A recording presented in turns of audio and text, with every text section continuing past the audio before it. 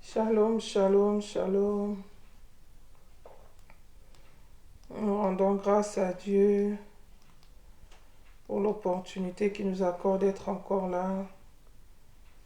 Vraiment, nous bénissons la fidélité de Dieu. Il nous a gardés toute la semaine. Il nous donne encore l'opportunité de venir dans sa présence. Nous voulons le bénir, le rendre grâce, lui dire merci pour cette opportunité. Je vais un peu checker mon son.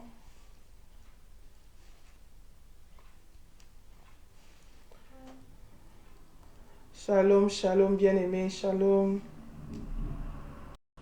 Le temps pour moi de partager avec les autres pour leur faire signe que nous sommes là.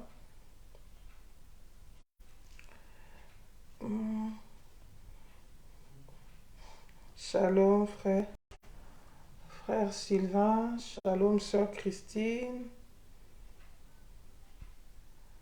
Je bénis le Seigneur pour la grâce, pour la santé, pour l'être, pour le mouvement, parce que plusieurs sont malades, plusieurs n'ont pas eu la grâce de venir devant la présence de Dieu, mais le Seigneur nous a gardés en vie, nous lui disons merci et nous le dédions ces moments pour qu'il règne en maître.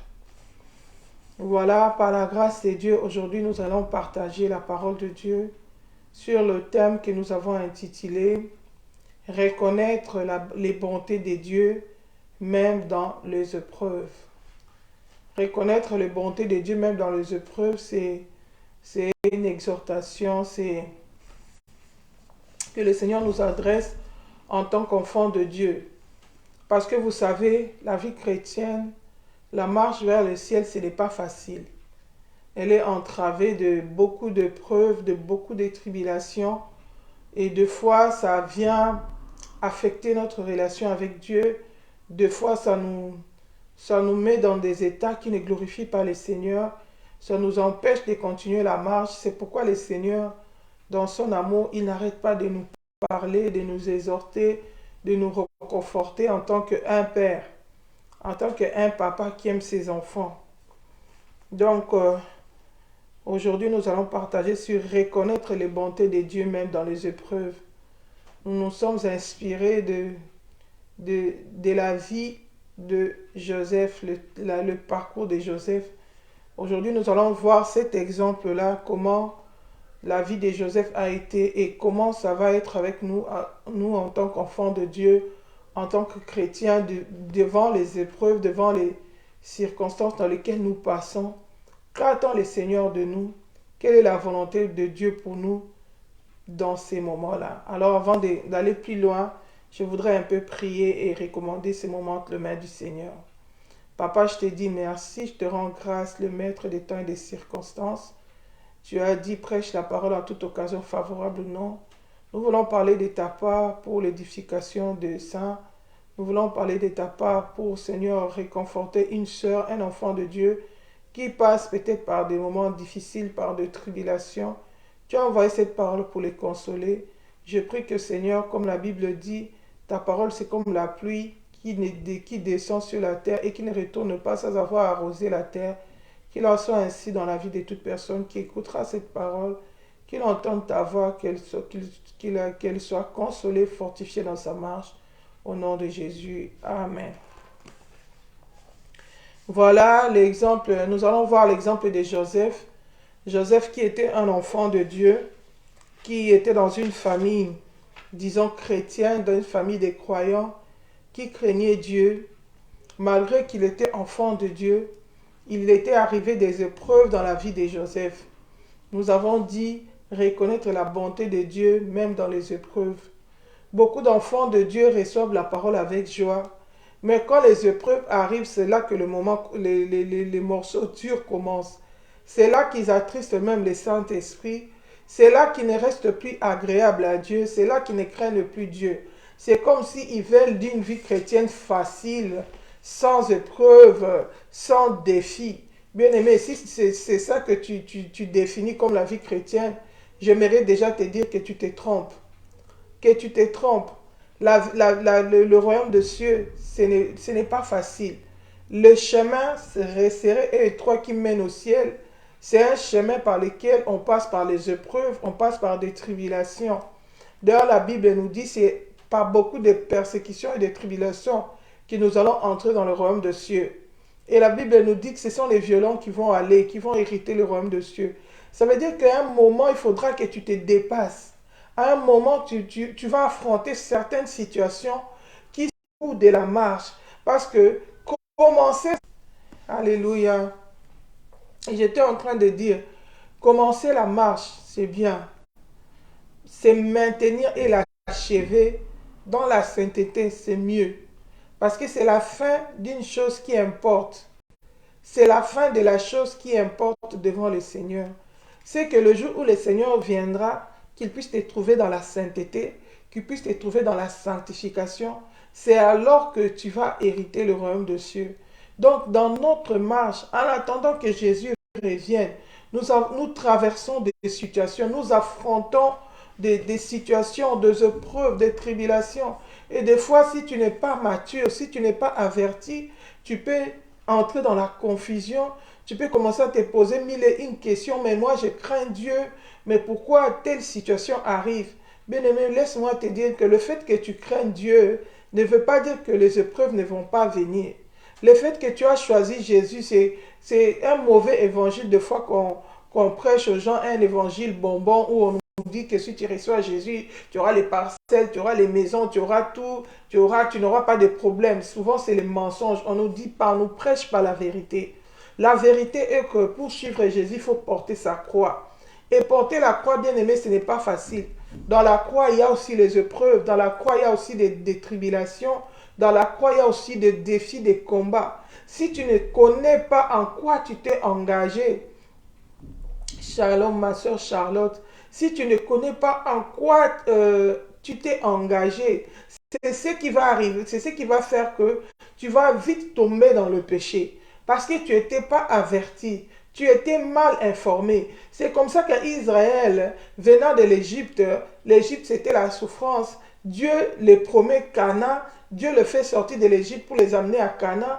Dès qu'une épreuve venait, ils tombaient dans le péché. Parce que pour eux, ils pensaient, comme le Seigneur avait dit, je vais vous amener dans Canaan, un pays où coule le lait et le miel. Pour eux, donc, ça veut dire qu'il n'y aura plus de souffrance. Il y aura seulement le lait et le miel. Donc, nous n'allons plus avoir faim. Dès qu'il y avait un petit problème, ils tombaient dans le péché. Ils tombaient dans le murmure parce qu'ils n'étaient pas avertis. Ils pensaient que tout serait comme de roses. Tout serait facile. Même les roses pour cueillir, ça, il y a les épines. Dans le parcours de la vie chrétienne, parce que notre rose, notre consolation finale, c'est le ciel, c'est le royaume de cieux. Mais avant d'y arriver dans notre marche, dans notre chemin resserré et étroit, nous affrontons certaines situations. Mais la volonté de Dieu est que, en dépit de ces situations-là, que nous puissions nous préserver dans la sainteté, que nous puissions continuer à les servir, à racheter le temps, à ne pas nous relâcher. Alors nous allons voir l'exemple de Joseph. Joseph qui craignait Dieu. Son histoire se trouve dans le livre de Genèse 39, Genèse 40. On nous parle de Joseph. Alors là, nous n'allons pas tout lire parce que c'est long. Ça a même commencé bien avant Genèse 39. C'est déjà depuis Genèse 38 où on nous parle de Joseph. Mais nous allons lire à partir du verset Genèse 39 à partir du verset 7. Je lis la parole au nom de Jésus-Christ. La Bible dit ceci. Après ces choses, il arriva que la femme de son maître, porta les yeux sur Joseph et dit, couche avec moi. Il refusa et dit à la femme de son maître, voici mon maître ne prend avec moi connaissance de rien dans la maison. Il a remis entre mes mains tout ce qui lui appartient. Il n'est pas plus grand que moi dans cette maison, et il ne m'a rien interdit excepté toi, parce que tu es sa femme. Comment ferais-je un aussi grand mal et pécherais-je contre Dieu? Quoiqu'elle parlât, tous les jours à Joseph, il refusa de coucher auprès d'elle, d'être avec elle. Bien aimé, ici c'est l'histoire de Joseph. Nous connaissons tous Joseph. C'est un enfant qui est né dans une famille de polygamie. Son père les avait eu avec deux femmes, Léa la grande et Rachel.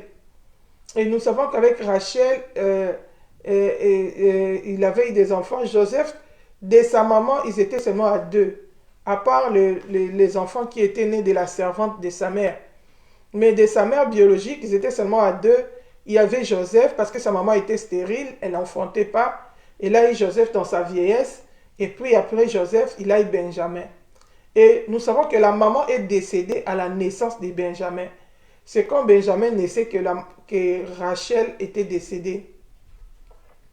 Et Joseph a grandi comme ça, sans l'affection de sa maman. Il a grandi avec son père. Et son père lui donnait beaucoup d'affection. C'était un enfant aussi qui écoutait beaucoup son père, qui venait lui raconter la vérité quand ses frères cachaient des histoires. C'est lui qui venait dire la vérité à son père. Son père avait pris tout l'amour qu'il avait pour sa maman et l'avait déversé sur l'enfant. Et ce qui avait créé aussi, nous connaissons la jalousie entre ses frères, parce que son papa les traitait de manière privilégiée, parce qu'elle était privée de l'affection de sa maman au bas âge. Et tout ça, nous connaissons son parcours, comment ses frères l'ont vendu, ont finalement fini par le vendre. Le papa avait envoyé Joseph pour aller avoir des nouvelles de ses frères, leur apporter à manger. Mais les gens qui étaient venus pour voir comment ils allaient, pour apporter des nouvelles au papa, se sont tournés contre lui. Ses propres frères l'ont jeté dans un puits. Ils ont voulu mettre la main sur lui. Mais l'aîné Ribin a dit non, ne mettez pas la main sur lui. Ne faisons pas couler le sang de notre frère. Il avait le projet de le faire sortir. Mais jetons-lui dans un puits. Il avait le projet de le faire sortir du puits. Mais quand lui s'est détourné, les autres l'ont vendu aux Madianites. On a vendu Joseph et il a été ainsi emporté en Égypte. Les Égyptiens l'ont amené en Égypte. Et nous savons quand il est arrivé en Égypte, la première preuve c'était donc dans la vie de Joseph, c'était pas facile. Déjà orphelin, grandis sans l'affection de maman. De deux, tes propres frères qui sont tes frères biologiques te vendent. Ils manifestent la haine contre toi, la jalousie, ils ne t'aiment pas. Il y a des tiraillements dans la famille, il n'y a pas l'entente. Il y a la jalousie au point de vouloir te tuer, au point de te vendre, de te priver maintenant cette fois-ci, non seulement de l'affection de ta maman, mais de l'affection de ton père biologique et aussi de l'affection de son petit frère Benjamin, son frère cadet qui était né juste après lui. Il était encore petit, il s'est retrouvé dans un pays étranger, il n'avait pas planifié d'aller là-bas, il ne s'était pas préparé, mais les circonstances de la vie ont fait que Joseph s'est retrouvé dans un pays étranger, comme esclave, bien aimé, un petit enfant qui se retrouve comme un esclave dans un pays étranger, bien aimé, c'était pas facile. Mais Joseph connaissait déjà le Seigneur. Tu as laissé que leur plan soit mis en exécution, que je me retrouve en Égypte. Tu ne m'as pas secouru, tu as permis qu'on puisse vraiment me livrer et que je me retrouve en Égypte, que je me retrouve dans la souffrance. Bien aimé, dans un pays étranger, obligé à servir comme un esclave. Et Dieu dans son amour, bien aimé, c'est ce que nous disons, reconnaître les bontés de Dieu même dans les épreuves. Joseph n'a pas murmuré contre le Seigneur. Joseph n'a pas abandonné la foi. Joseph, c'était difficile, mais il était toujours serein. Il gardait la confiance en Dieu. Et la faveur de Dieu a fait que celui qui l'avait acheté, son maître Potiphar, l'a accordé la faveur. Si nous lisons dans le verset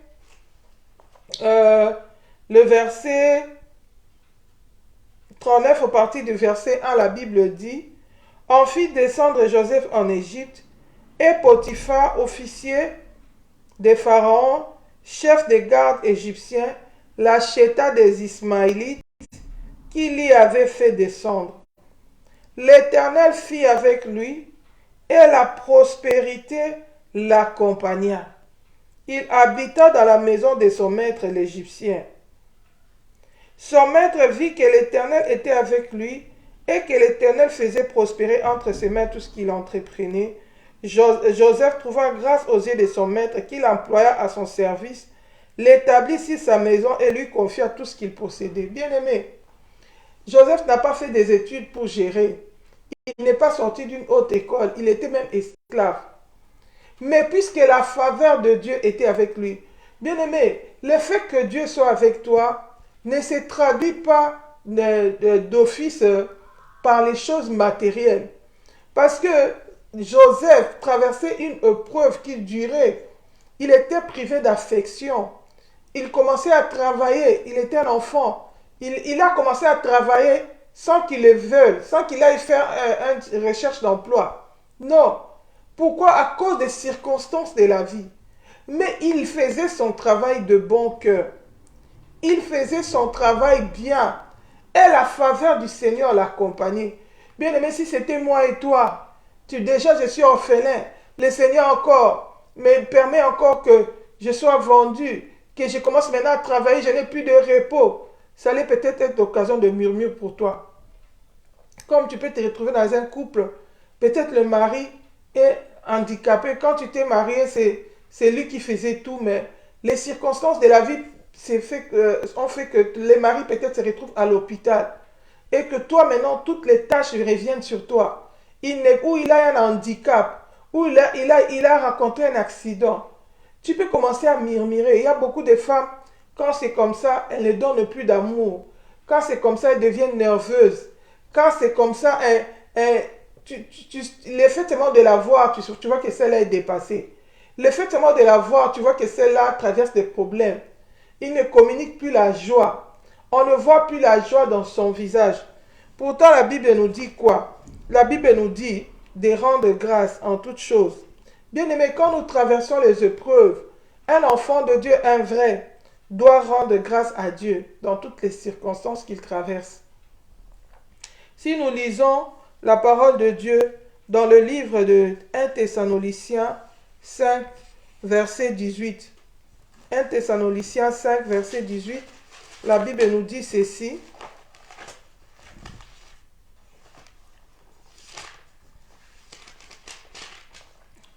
Je peux même commencer à partir du verset 16. 1 Thessaloniciens 5, verset 16 à 18. La Bible dit ceci. Soyez toujours joyeux, priez sans cesse, rendez grâce en toutes choses, car c'est à votre égard la volonté de Dieu en Jésus-Christ. N'éteignez pas l'esprit. Bien-aimés, la Bible nous dit, en toutes circonstances, nous devons garder la joie. Nous devons être joyeux, nous devons prier sans cesse, nous devons rendre grâce en toutes choses. Le Seigneur nous montre la procédure. Quand nous traversons Shalom allégresse, quand nous traversons les épreuves, quand nous traversons des moments difficiles, tu peux arriver dans la vie chrétienne, tu crains Dieu, mais tu traverses des épreuves, tu traverses des combats, tu affrontes les rejets des gens, tu affrontes la dureté de la vie. Le Seigneur te dit dans cette circonstance-là que tu traverses, la première des choses, c'est de rendre grâce en toutes choses. Rends grâce à Dieu. La Bible dit, n'est-ce pas, de la volonté du Très-Haut, que vient le moins et le bien. Avant que cette histoire-là n'arrive, le Seigneur était toujours Dieu dans le trône. Il voyait ça. Il est le témoin fidèle. Il a le monde entier entre ses mains. S'il avait voulu que ça n'arrive pas, il n'allait pas autoriser que ça arrive. Il a permis. La Bible dit, Dieu fait chaque chose bon en son temps. Ce qu'il fait est parfait. Le mal que le monde peut vouloir faire pour nous, le Seigneur les tourne toujours en bien.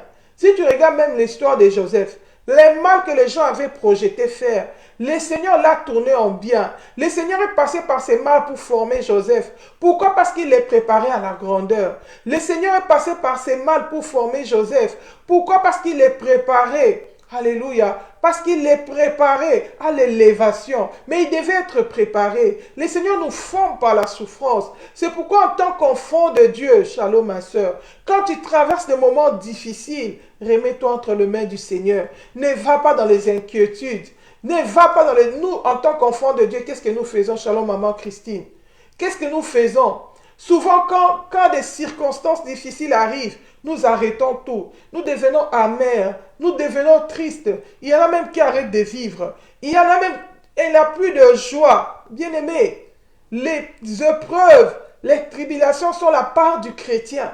Nous devons affronter cela avec la joie. Pourquoi nous avons la joie? Parce que nous sommes enfants de Dieu. Christ est notre joie. Nous avons confiance en Dieu. Pourquoi dans le monde, quand les gens ils ont des problèmes, ils perdent la joie, ils sont désemparés? Parce qu'ils n'ont pas d'espérance. Parce qu'ils n'ont pas d'appui. Ils n'ont pas quelqu'un sur qui s'appuyer. Mais nous avons un Dieu à nos côtés. Il a le contrôle de toutes choses.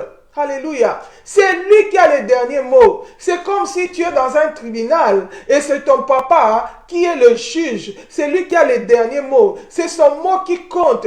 Ton ennemi peut venir là, il peut venir t'accuser, il peut dire tout ce qu'il veut. Toi, tu ne vas pas te tuer puisque ton ennemi parle. Parce que tu sais que le dernier mot revient à ton papa. C'est lui, c'est le juge, c'est ton père. Il va trancher dans ta faveur. Tu as confiance, tu ne vas pas paniquer. Bien-aimé, c'est comme ça que les premiers chrétiens s'est comporté. C'est comme ça que les premiers chrétiens, les chrétiens de l'église primitive, de la première église, étaient sereins. Même quand ils passaient par des moments difficiles.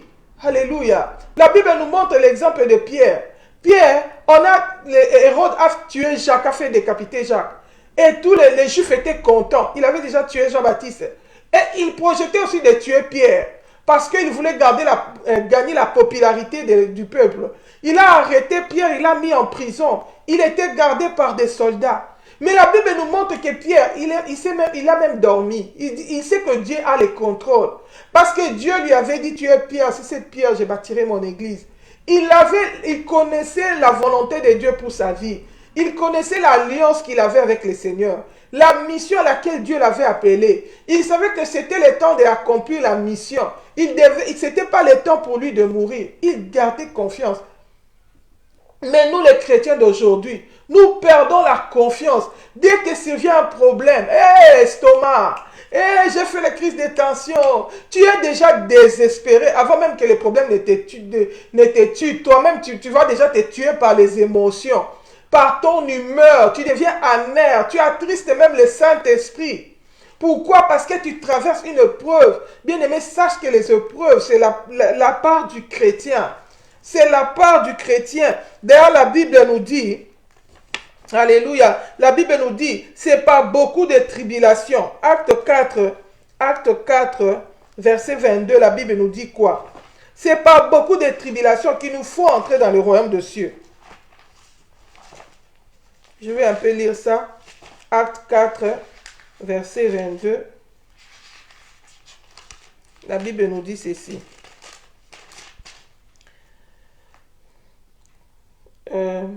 Non, attendez, c'est Acte...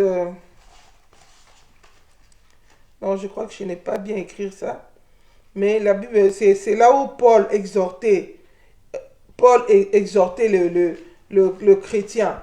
Il leur disait...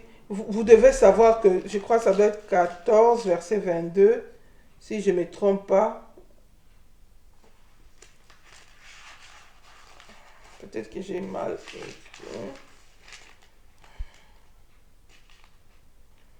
Voilà, Acte 14, verset 22, la Bible dit ceci. Je peux même,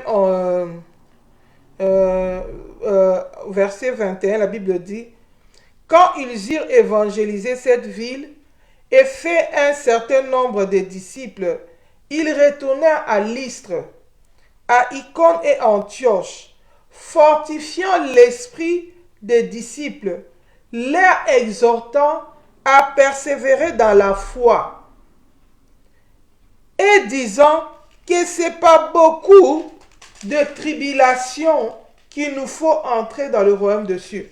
Bien-aimés, Paul est parti exhorter les disciples. Aujourd'hui aussi, le Saint-Esprit t'exhorte. Le Saint-Esprit vient te fortifier pour te dire, ma soeur, mon frère, tu dois persévérer dans la foi. En tant que disciples de Christ, nous passons par des épreuves, par des combats, par des défis. Mais sache que dans ces combats, tu n'es pas seul. Il y a un Dieu à tes côtés. Tu es avec Dieu. Tu dois garder la foi. Tu dois garder la confiance, la confidence en Dieu.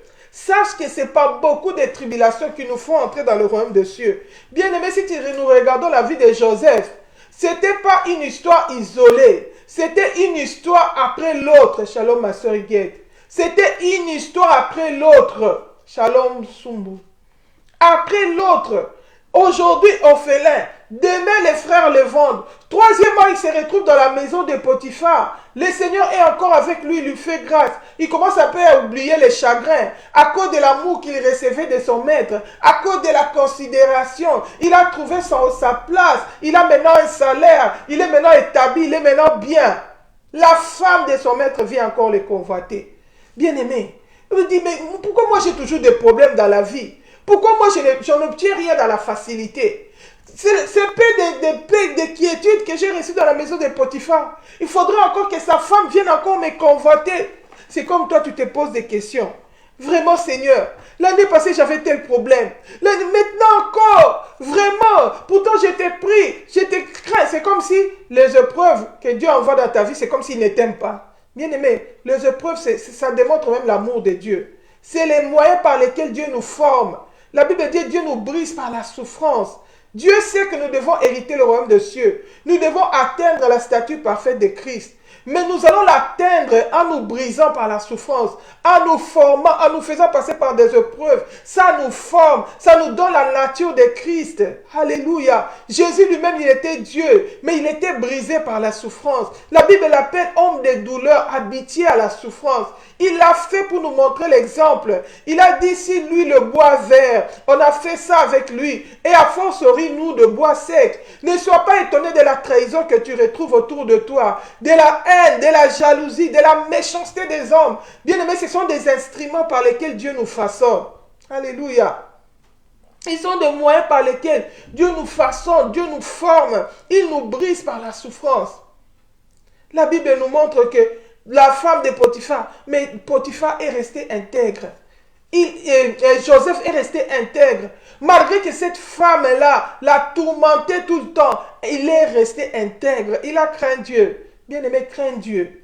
N'essaie de pas. Oh Seigneur, je suis déjà rejeté dans ma famille avec cette envie de sanctification. Je manque de tout. C'est comme si ça ne suffisait pas. Maintenant, c'est encore la persécution dans le travail. C'est encore les chefs qui me cherchent des problèmes.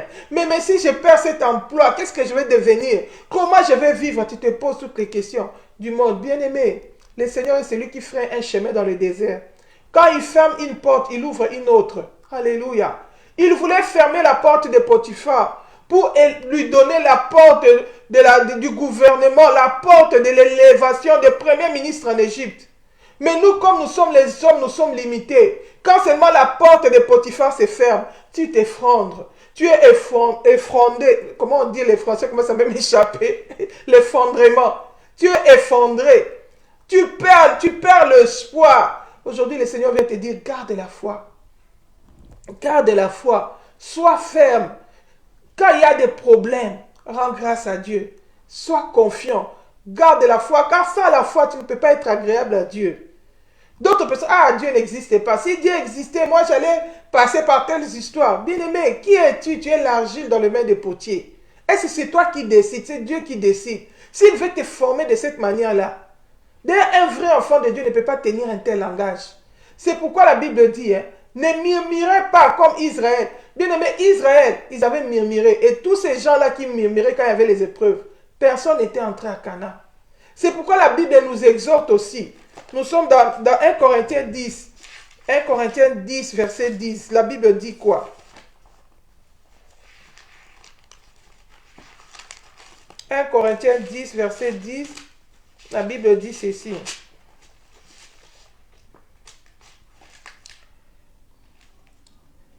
Ne murmurez, la Bible dit ceci. Je peux même commencer au verset 6.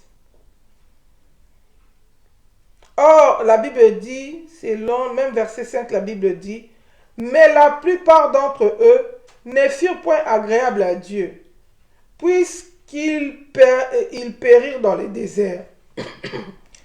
Excusez-moi. Or, ces choses sont arrivées pour nous servir d'exemple, afin que nous n'ayons pas de mauvais désirs, comme ils en ont eu. Ne devenez pas idolâtres, point idolâtres, comme quelques-uns d'entre eux, selon qu'il est écrit, les peuples s'assit pour manger et pour boire, puis ils se levèrent pour se divertir. Ne nous livrons point à l'impudicité, comme quelques-uns d'eux s'y livrèrent de sorte qu'il en tomba 23 000 à un seul jour. Ne tentons point le Seigneur, comme les tentèrent quelques-uns d'entre eux, qui périrent par les serpents. 10. Ne murmurez point comme murmurèrent quelques-uns d'eux, qui périrent par l'exterminateur. Ces choses-là sont arrivées pour nous servir d'exemple, et elles ont été écrites pour notre instruction, à nous qui sommes parvenus à la fin de siècle. Bien-aimés, la Bible dit, Israël, quand Dieu les a fait quitter l'Égypte pour les amener à Canaan, ils sont passés par le désert. Quand les épreuves et les tribulations sont arrivées, regardez ce qu'ils ont fait. La Bible dit, ils n'étaient plus agréables à Dieu. Ils avaient perdu la foi. Ils commençaient à crier contre Moïse. Tu nous as menés en Égypte pour nous tuer. Pourquoi tu ne nous as pas laissé mourir en Égypte? Tu nous as menés dans le désert pour nous tuer. Nous allons mourir de faim. Ils n'avaient pas la foi que Dieu était capable de les nourrir même dans le désert. Bien-aimé, et la foi, garde la confiance en Dieu. Dieu sait que si tu perds ton travail parce que tu as craint Dieu, tu ne veux pas aller dans la compromission. Il sait de quoi tu as besoin. C'est pourquoi la Bible dit que ce sont les païens qui s'inquiètent de ce qu'ils vont manger, de quoi ils vont se vêtir. Mais vous, votre Père Céleste, sait de quoi vous avez besoin. De la même manière, toi, parent, tu dors, tu te réveilles, tu te dis, ces enfants-là, ils vont manger quoi aujourd'hui? Qu'est-ce que je vais préparer pour les enfants? Quel repas? Le Seigneur le sait plus que toi. Il le prépare plus que toi. Il prend soin de toi. Il sait que quand il ferme ses portes de ce travail-là, il doit ouvrir un autre parce que c'est lui qui avait dit dans sa parole que celui qui ne travaille pas, qui ne mange pas non plus. Il sait que tu as besoin de travailler pour prendre soin de ta famille. Si tu n'as pas un travail, le Seigneur va t'ouvrir une porte pour te donner un autre travail. Bien-aimé, la Bible dit ne devenez pas idolâtres. Beaucoup d'enfants de Dieu, quand les épreuves viennent, ils tombent dans l'idolâtrie. Il était dans le jeûne, on apprend une situation. Directement, il arrête les jeûnes. Moi, je jeûnais, prié. Dieu a permis que ça arrive. De toute façon, moi, avec Dieu, aujourd'hui, c'est fini. Je pars dans le péché. Qu'on ne me parle plus de Dieu. Dieu a permis que mon être cher part. Dieu a permis que cette épreuve m'arrive. Je ne veux plus entendre parler de Dieu. Qui es-tu pour que tu dises ça de ton Créateur? Les souffles même que tu utilises pour parler là, reconnais que c'est la bonté de Dieu. Reconnais que c'est la bonté de Dieu. Reconnais les bontés de Dieu même dans les épreuves. Tu as perdu l'être cher, mais tu es encore en vie. La Bible dit pour celui qui vit, il y a encore de l'espoir. Oh, bien-aimé. C'est pourquoi la femme de Lot était venue à dire à Lot, tu restes ferme devant le Seigneur. Hein? Tu restes ferme dans ton intégrité. Maudit Dieu et meurs. Pourquoi? À cause des épreuves. Job lui a dit, tu es une femme insensée. Alléluia. Nous allons lire ça. Job. C'est dans le livre de Job. Job chapitre 4, si je n'oublie pas. Job chapitre 2, verset 9. Dans Job 2, verset 9, la Bible nous dit ceci.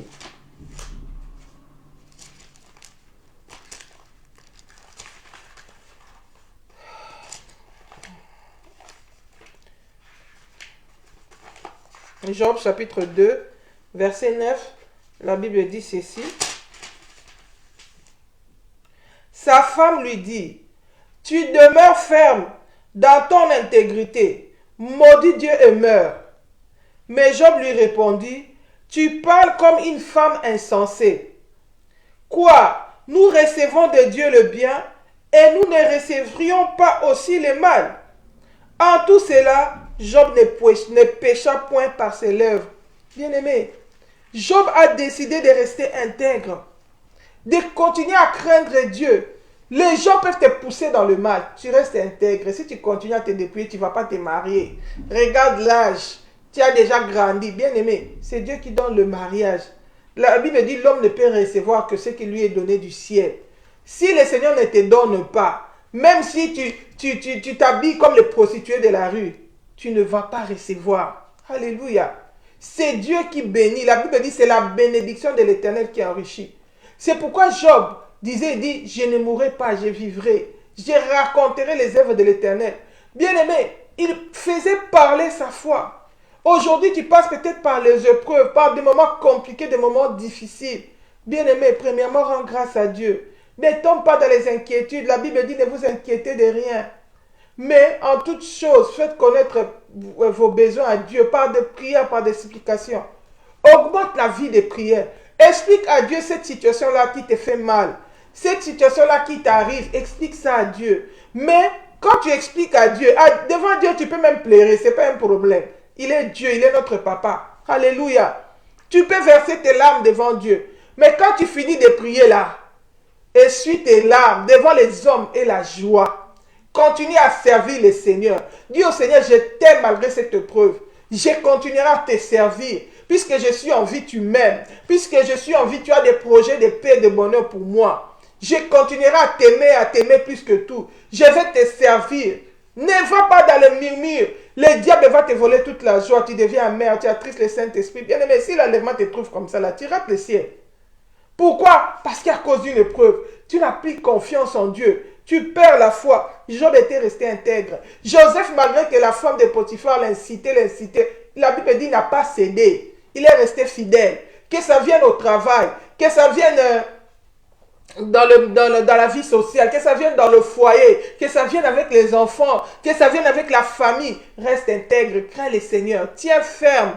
Jésus va revenir bientôt. La Bible dit quand il va revenir, il va récompenser chacun selon ses œuvres. C'est pourquoi la Bible dit, quand l'esprit de celui qui domine s'élève contre toi, toi ne quitte pas ta place. La femme de Potiphar, c'est elle qui dominait, la maîtresse de la maison. Mais Joseph n'a pas quitté sa place. Il est resté intègre malgré les critiques, malgré les oppressions, malgré les menaces. Et la femme a mis ces menaces en exécution. On a attrapé Joseph, on l'a jeté dans la prison. La Bible dit, même dans la prison, la faveur de Dieu était avec Joseph. J'ai envie de te dire, même dans cette épreuve-là que tu traverses, la faveur de Dieu est toujours dans ta vie. Dieu ne t'a pas abandonné parce que tu traverses des épreuves. Bien aimé, ce sont les hommes qui abandonnent. Parce que les hommes viennent, ils sont attirés par la gloire. Hein, les amis du bonheur, les amis de l'élévation. C'est quand tu es élevé que les gens vont venir vers toi. Que tout le monde va vouloir être en relation avec toi. Quand tu souffres, tu es dans les oubliettes. Bien aimé. Mais Jésus, il est l'ami fidèle. Alléluia. Il nous accompagne même quand on traverse la vallée de l'homme de la mort. C'est pourquoi David pouvait dire, l'Éternel est mon berger, je ne craindrai de rien. Même quand je traverserai la vallée de l'ombre de la mort, ta houlette et ton bâton vont me rassurer. Bien-aimé, je ne sais pas par quoi tu passes. Je ne sais pas quelle tribulation tu affrontes. Mais je veux te dire en tant qu'enfant de Dieu, sache que tu n'es pas seul. Le Seigneur est avec toi. En dépit de tout ce que tu trouves là, garde la foi. En dépit de tout ce que tu traverses là, demeure intègre. Crains le Seigneur. Marche dans la sainteté. Marche dans la sanctification. Alléluia. Ne rejette pas le Seigneur parce que tu passes par les épreuves. Garde la joie. Et quelqu'un qui a la confiance en Dieu, quelqu'un qui garde la joie, quelqu'un qui garde la foi, il va continuer à servir le Seigneur.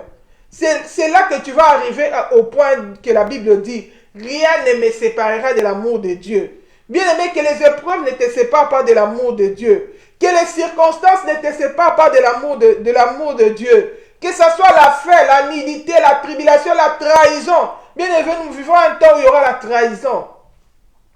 C'est pour ta part le Seigneur. Même si les hommes te déçoivent, Jésus ne t'a pas encore déçu. Alléluia. Il est fidèle. Il dit, si vous les hommes, vous êtes infidèles, moi je suis fidèle. Si le Seigneur a permis que ça t'atteigne, ça arrive par là, il a un plan merveilleux au travers de cette circonstance. Continue à lui faire confiance. Continue à avoir la foi. N'abandonne pas la foi parce que tu passes par les épreuves. Car sans la foi, tu ne peux pas être agréable à Dieu. Tu souffres déjà sur la terre. Si tu meurs encore dans cette situation, tu vas en enfer. Si l'enlèvement te trouve dans cette situation sans la foi, tu ne vas pas hériter le royaume des cieux. Pourquoi tu vas perdre 2 fois? Pourquoi tu vas perdre au double? Continue à travailler pour le salut de ton âme. Quelles que soient les circonstances, Quelles que soient les situations que tu traverses, alléluia. La Bible nous dit que quand on regarde l'histoire de Joseph, on l'a jeté en prison. Mais ce qui me touche, c'est les comportements de Joseph.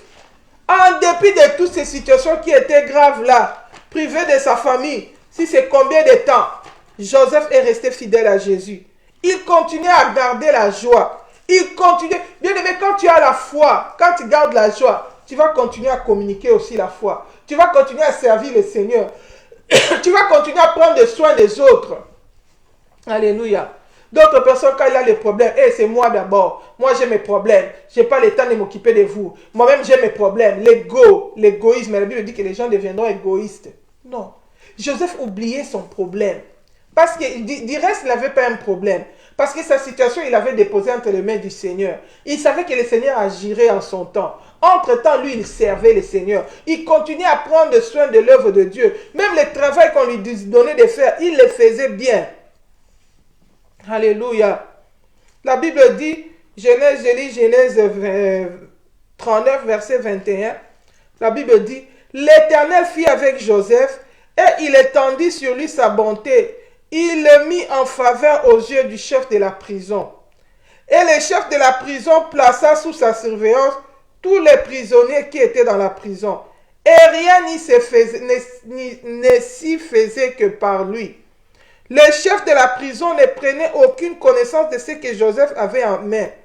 Parce que l'Éternel était avec lui et l'Éternel donnait de la réussite à ce qu'il faisait. Il n'a pas réussi avec ses frères, mais au moins dans la prison, il réussissait. Le Seigneur faisait réussir tout ce qu'il faisait dans ses mains. À tel point qu'on lui a confié des charges, on lui a confié la responsabilité. Il a appris à gérer une petite maison, dans la maison de Potiphar. Maintenant, là, il était en train de gérer les prisonniers. Le Seigneur le forme en tant que berger. Le Seigneur le forme en tant que quelqu'un qui doit diriger les gens. Alléluia. Dans la maison de Potiphar, ce n'est pas beaucoup de personnel. Ce n'est pas beaucoup de biens.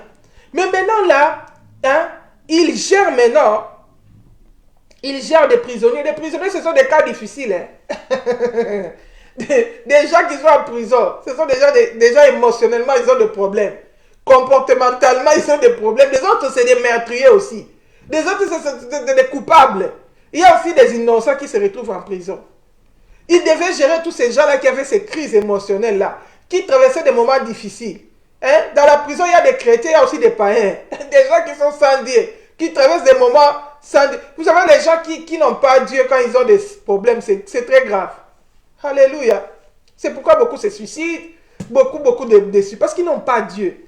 Ils n'ont pas un appui. Mais Joseph, il était différent parce qu'il avait Dieu. Alléluia. Malgré qu'il était en prison, il n'était pas seul. Dieu était avec lui. Il avait la joie du Saint-Esprit. Bien aimé, l'Éternel est notre joie. Il avait la joie du Saint-Esprit. Il communiquait la joie aux autres prisonniers. La manière de servir, ça a touché les chefs de la prison. On lui a donné des responsabilités. On lui a fait confiance. Alléluia. Je ne pense pas que ça allait arriver s'il était amer. S'il était là bon à rien. S'il était là déjà renfermé. S'il ne communiquait plus. S'il était déjà frustré, en colère. Parce qu'il se retrouve en prison. Il gardait la joie. On a trouvé qu'il était différent. On lui a donné des responsabilités. Genèse 40, verset 6, la Bible dit, Joseph étant venu vers le matin, vers eux, les regarda et voici, ils étaient tristes. Alors il questionna les officiers de Pharaon qui étaient avec lui dans la prison de son maître. Et il leur dit, pourquoi avez-vous mauvais visage aujourd'hui? Bien aimé, si Joseph avait le courage de lui demander pourquoi avez-vous mauvais visage, parce que lui-même il avait un bon visage. Alléluia. Parce que lui-même il avait la joie. S'il n'avait pas la joie, il n'allait pas se préoccuper de la joie d'autres personnes. Alléluia. Si lui-même était triste, est-ce qu'il allait demander aux autres pourquoi êtes-vous triste? Il sait bien que les gens qui sont dans la prison sont dans la souffrance. Il sait bien que les gens qui sont dans la prison traversent des moments difficiles. La prison, ce n'est pas un lieu de plaisir. Mais il gardait la joie en dépit de tout. Parce que le Seigneur était sa joie. Parce qu'il avait le Saint-Esprit. Il gardait la confiance en Dieu. Alléluia. La Bible dit, Joseph, il le demanda, pourquoi êtes-vous triste? Et c'est vraiment dans la prison, on peut demander à quelqu'un pourquoi on est triste. Parce que le fait déjà d'être en prison, c'est suffisant pour avoir des problèmes, pour être attristé. Mais le Saint-Esprit est notre consolation. Alléluia. Un vrai enfant de Dieu, quand il traverse des moments difficiles, il se remet à Dieu. C'est pourquoi on pouvait voir Paul et Silas dans la prison. La Bible dit, ils chantaient même les louanges de Dieu. Alléluia. Ils chantaient. Avec les blessures, on venait de les battre. Si tu regardes Actes 16, on dit, on venait de les battre, on les a jetés en prison. Ils avaient des plaies. Mais les prisonniers les entendaient chanter les cantiques de Dieu. Vous pouvez être dans le travail, d'autres gens travaillent déprimés parce qu'il a des problèmes avec sa femme, parce qu'on a diagnostiqué quoi. Mais toi, tu es dans les mêmes circonstances, mais tu travailles d'une main joyeuse. La Bible dit la femme vertueuse travaille d'une main joyeuse. Tu chantes les cantiques de Dieu. Tu adores le Seigneur. Même quand tu n'as pas préparé, il n'y a pas à manger. Mais tu chantes, tu adores le Seigneur. Tu sais que même si tu n'as pas maintenant, le Seigneur va toujours donner.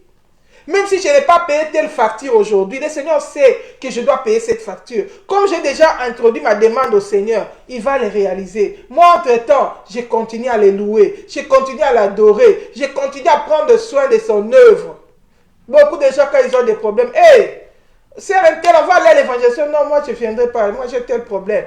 Je ne suis pas bien dans ma tête. Bien-aimé, décharge-toi de tous tes soucis devant le Seigneur. Ceux qui servent le Seigneur ne veut pas dire qu'ils n'ont pas de problème. Quand Joseph servait comme ça, il était toujours en prison. Mais il prenait soin des autres prisonniers. Il prenait soin de leur âme. Il s'occupait d'eux. Il travaillait, bien aimé. Dans la prison, ce n'est pas des travaux forcés, c'est des choses qu'on t'impose. Ce n'est pas ce que tu fais, mais il le faisait avec joie. Il avait confiance en Dieu. Il les a dit, mais pourquoi êtes-vous triste? Il s'est préoccupé aussi de la paix de son entourage. Il communiquait la paix. Alléluia. Ça veut dire que les enfants de Dieu procurent la paix. Il procurait même la paix dans son entourage. Et les prisonniers ont commencé à raconter à Joseph. Non, notre problème c'est que on a fait un songe. Et on ne connaît pas l'explication. Joseph les a dit, ah, mais n'est-ce pas à Dieu qu'appartiennent les explications? Donc il avait confiance en Dieu. Il savait que c'est Dieu qui est capable de résoudre tous les problèmes. Alléluia. La Bible dit, au verset 8, ils lui répondirent, nous avons eu un songe et il n'y a personne pour l'expliquer. Joseph leur dit, n'est-ce pas à Dieu qu'appartiennent les explications? Racontez-moi donc votre songe. Il était toujours en communion avec le Saint-Esprit. Il savait que Dieu est la solution à tous les problèmes. Il dit, n'est-ce pas à Dieu appartiennent toutes les explications? Allez, les explications. Alléluia. Dans ton problème, là, tu te poses des questions. Tes énigmes, tu ne trouves pas de réponse. Laisse-moi te dire que Dieu a la réponse à tes énigmes. Dieu a l'explication à tous tes problèmes. Même si tu passes par des situations, tu ne comprends pas pourquoi Dieu te fait passer par ces situations-là. Laisse-moi te dire que Dieu sait pourquoi il te fait passer par là. Et il sait où il veut t'amener. Fais-lui confiance. Même si la mer se déchaîne, il t'a dit allons à l'autre bord. Accroche-toi aux promesses du Seigneur. Accroche-toi à ce que le Seigneur t'a dit. Continue à les faire confiance. Continue à les servir. Garde la joie. Encourage même ceux qui sont affaiblis. Alléluia. Quand tu vas le faire, le Seigneur va trouver que cet enfant a compris. Il va aussi prendre soin de toi. Alléluia. C'est pourquoi il a dit, vous me servirez, je vous bénirai. Ça veut dire qu'il y a un besoin de bénédiction. Mais Dieu attend que tu le serves d'abord. Et lui ensuite viendra te bénir. Il y avait un besoin pour Joseph de sortir de la prison. Mais Dieu a attendu qu'il le serve d'abord. Quand Joseph a pris soin de ces deux officiers de Pharaon, pour savoir qu'il avait toujours son problème, dans le verset 14, il dit, mais souviens-toi de moi, quand tu seras heureux, et montre, je t'ai pris, de la bonté à mon égard. Parle à ma faveur à Pharaon, et fais-moi sortir de cette maison. Car j'ai été enlevé du pays des Hébreux. Et ici même, je n'ai rien fait pour être mis en prison. Il savait qu'il était injustement mis en prison. Il savait qu'on l'avait enlevé de son pays, des Hébreux. C'était ça son problème. Mais ça n'empêchait pas de servir le Seigneur. Ça n'empêchait pas de communiquer la joie. Ça n'empêchait pas d'aimer les autres. Ça n'empêchait pas de prendre soin des autres. Quelle est ta situation? Quel est ton problème qui t'a renfermé? Qui t'empêche de servir Dieu? Qui t'empêche? Souviens-toi, la Bible dit, C'est lui qui persévérera jusqu'à la fin. C'est celui-là qui sera sauvé. Alléluia. Quand Paul exhortait l'église ici, il les a dit, ce n'est pas beaucoup de persécutions et de tribulations qu'il nous faut entrer dans le royaume des cieux. Il les exhortait à persévérer dans la foi. Bien-aimé, persévère dans la foi. Persévère dans l'œuvre de Dieu. Continue à servir le Seigneur. En dépit de tout, en dépit des situations, sois fidèle jusqu'à la mort. La Bible dit, vous n'avez même pas encore résisté jusqu'au sang. Bien-aimé, pour une petite épreuve, tu ne sais pas les cadeaux que le Seigneur a réservés pour toi. Quand Joseph souffrait ici, le Seigneur avait gardé la royauté pour lui, le premier ministre, le gouvernement pour lui de l'Égypte. Il ne savait pas. Le Seigneur lui avait donné la révélation des étoiles, des germes de ses frères et de ses parents qui se prosternaient devant lui. Mais Joseph n'avait pas le discernement pour comprendre que c'est l'élévation que le Seigneur avait prévue, qui avait réservé pour lui. Quand les étoiles et la ligne s'étaient prosternées devant lui, il ne savait pas que c'était l'accomplissement des promesses de Dieu dans sa vie. Peut-être toi aussi tu ne sais pas. C'est par quoi tu passes. C'est peut-être l'accomplissement des promesses de Dieu dans ta vie. Bien-aimé, sache que le Seigneur a pour nous des projets de paix et non de malheur. Pour nous accorder de l'avenir et de l'espérance. Même si le diable te fait montrer que ton avenir c'est limité. Si tu n'as plus d'avenir, c'est fini. Tout est sombre. Laisse-moi te dire qu'il y a encore un avenir meilleur que le Seigneur prépare pour toi. Si pas sur cette terre, dans le royaume des cieux. Mais la Bible dit, tous ceux qui auront tout abandonné pour le Seigneur, ils auront au centuple sur la terre et la vie éternelle dans les cieux. Il y a une récompense qui nous attend. Cette récompense mérite notre foi. Cette récompense mérite notre confiance en Dieu. Bien-aimé, quelles que soient les circonstances que tu traverses, n'abandonne pas la foi. Si tu étais découragé, tu étais devenu amer, comme Naomi qui a dit, appelez-moi Mara. Le Seigneur a rempli mon cœur d'amertume. Aujourd'hui, répands-toi, réconcilie-toi. Même quand Naomi le disait, il ne savait pas que Dieu avait gardé un Obed pour lui. Il ne savait pas que Dieu allait faire grâce à sa belle-fille Ruth, qu'elle allait encore devenir riche, qu'elle allait encore porter un petit-fils dans ses bras. Oh bien-aimé, Dieu a des projets de paix et de bonheur pour toi. La situation que tu traverses, ce n'est pas le dernier mot de Dieu pour ta vie. C'est pourquoi fais confiance au Seigneur. Persévère jusqu'à la fin. Là où tu t'étais relâché dans l'œuvre de Dieu, à cause de la déception, à cause des soucis, des problèmes, aujourd'hui, lève-toi. La Bible dit, tombe-t-on sans se relever. Demande pardon au Seigneur. Dis, Seigneur, en tant qu'homme, j'étais affecté. Pardonne-moi. J'ai compris. Lave-moi par ton sang. Saint-Esprit, viens encore me restaurer. Viens me redonner la force. Viens me redonner encore les ailes pour servir Dieu. Et rachète les temps. Retourne dans la moisson. Retourne dans l'œuvre de Dieu. Parce que Jésus-Christ revient bientôt. Voilà, nous allons nous arrêter là pour aujourd'hui. Que le Seigneur bénisse tous les bien-aimés qui nous ont suivis. Même toi qui auras l'occasion de me suivre en différé. Que le Seigneur te bénisse. Je te souhaite un bon week-end avec Jésus. Si le Seigneur Jésus-Christ ne revient pas, on se retrouve encore prochainement dans nos différents programmes. D'ici là, portez-vous bien. Souvenons-nous que Jésus-Christ revient bientôt. Shalom, shalom, bye bye.